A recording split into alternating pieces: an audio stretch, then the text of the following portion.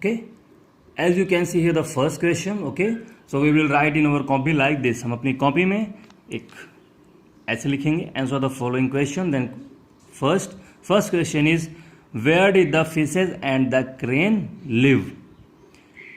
मछलियाँ और क्रेन वो पक्षी कहाँ रहते थे? Okay, the fishes lived in pond. Okay, the fishes lived in pond and the crane lived near the pond. Okay, मतलब मछलियाँ तालाब में रहती थी. Okay, and the crane was near at the pond. या The fishes lived in pond and the crane lived near the pond. मछलियाँ तालाब में रहती थी.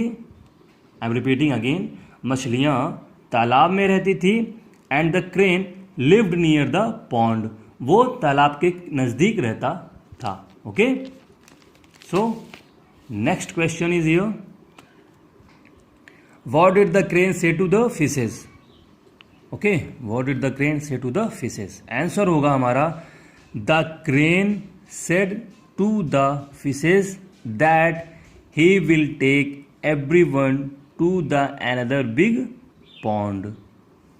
तो क्रेन ने मछलियों से क्या कहा?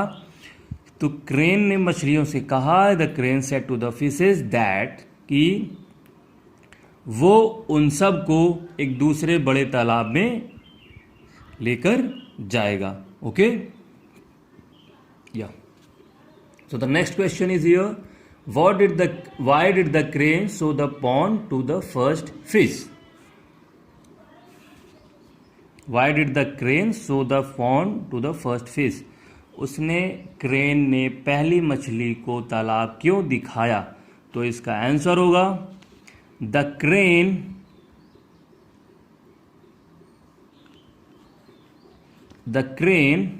showed the pond to the first fish.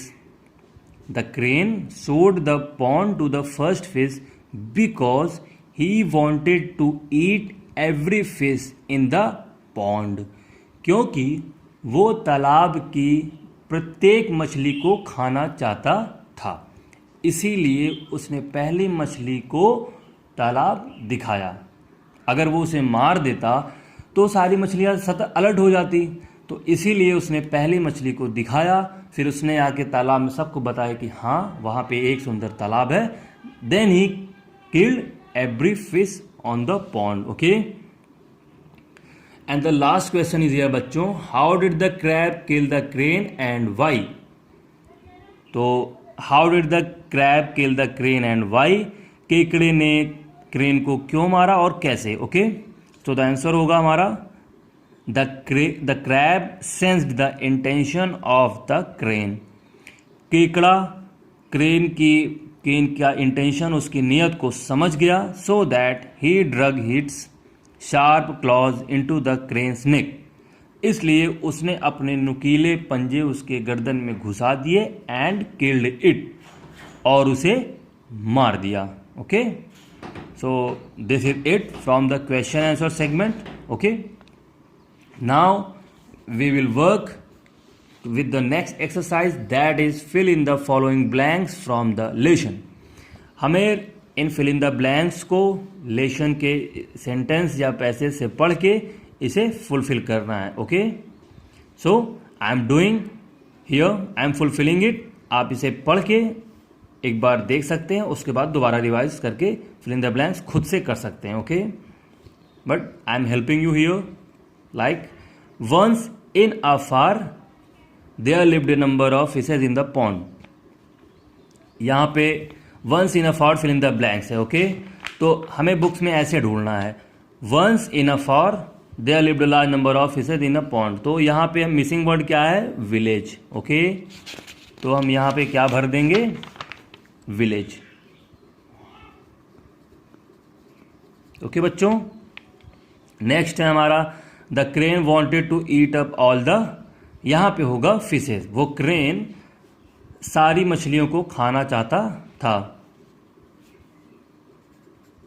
Okay, आप सेंटेंस वाइज पैसेजेस में इन सेंटेंस को ढूंढ के यहाँ पे फिल इन द ब्लैंक्स करेंगे। मैं यहाँ पे भर दे रहा हूँ। Okay, soon all the will dry up in the pond and you will die. Okay, soon all the, यहाँ will dry up in the pond, यहाँ पे फिल इन, यहाँ पे कह रहा है कि सून जल्द ही, विल ड्राई अप तालाब में सूख जाएगा, and you all will die तुम मर जाओगे। तो तालाब में क्या होता है? पानी होता है। तो soon all the water, water will dry up in the pond and you all will die. Okay, वो उनको डराता है कि जल्दी ये सब सूख जाएगा। It flew to a tree sat on a and ate the fish up, वो पेड़ पे उड़ता है और पेड़ में क्या होती हैं हमारे बच्चों? ब्रांच होती हैं। तो ये तो हम वैसे ही भर देंगे,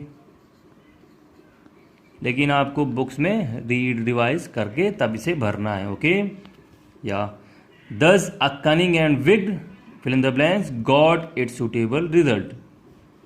तो वो होशियार और बदमाश और दुष्ट कौन था?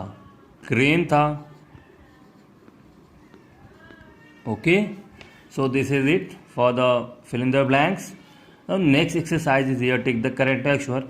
ये मैं आपको होमवर्क दे रहा हूँ, तो एज एन होमवर्क आपको इन्हें करेक्ट आंसर करके आना है। Okay, so tomorrow we will continue with our exercise. So keep learning, stay safe, and don't forget to subscribe your school YouTube channel, Sumit Singh Convent School. Thank you.